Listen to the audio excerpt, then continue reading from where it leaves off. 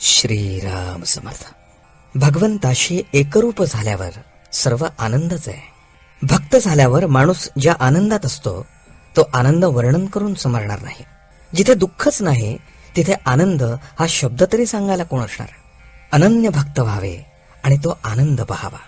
भक्ताला सर्वच ठिकाणी आपण आहोत असे दिसते, म्हणजे सर्व चराचर वस्तू तो भगवत रूपच पाहत असतो. एखाद्या खोलीत सर्व बाजूंनी आरसे ठेवलेले असले तर कुठेही पाहिले तर आपल्याला काय दिसेल? आपल्या स्वतःशिवाय दुसरे काहीच दिसणार नाही. म्हणजे सर्व ठिकाणी एकभाव झाला तिथे दुःखाचे कारणच नाही, तिथे सर्वच आनंद असतो. त्याप्रमाणे भक्त भगवंताशी एकरूप झाला तिथे आनंदाशिवाय दुसरे काय असणार? जे याप्रमाणे जगात वावरतात ते आपल्या आनंदात राहूनही इतर लोकांप्रमाणे वागत असतात. तुकारामांनी अशा स्थितीत राहून लोकांना सन्मार्ग दाखवला. समर्थांनीही ती स्थिती सांभाळून सर्व जगाचा व्यवहार केला आणि इतर लोकांना आपल्या पदाला नेले.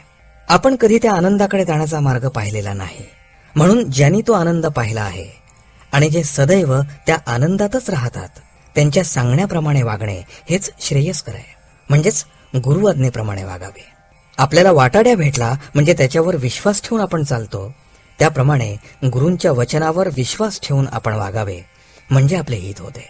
एखाद्या आंधळ्या माणसाने साखर समजून जर मीठ खाल्ले तर ते खारट लागल्या वाचून राहणार नाही. त्याप्रमाणे आनंद मिळेल या कल्पनेने आपण विषयाची संगत धरली पण त्यापासून दुःखच प्राप्त झाले. पुष्कळ वस्तू मिळाल्या तर त्याने पुष्कळ सुख मिळते असे मानणे हा भ्रम आहे. खरे किंवा पुष्कळ सुख म्हणजे कायमचे सनातन सुख होय. ते सनातन वस्तूपाशीच म्हणजे भगवंतापाशीच असते. भगवंताचे आपण झाल्यास सुखी होऊ.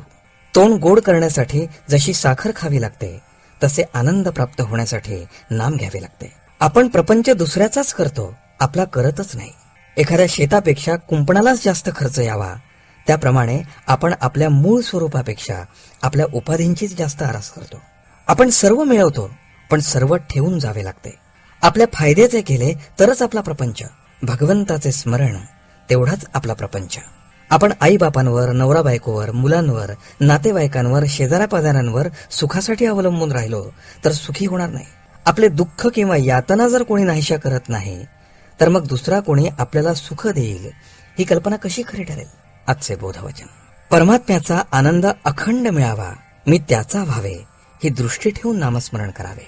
जानकी जीवन स्मरण. जय जय राम.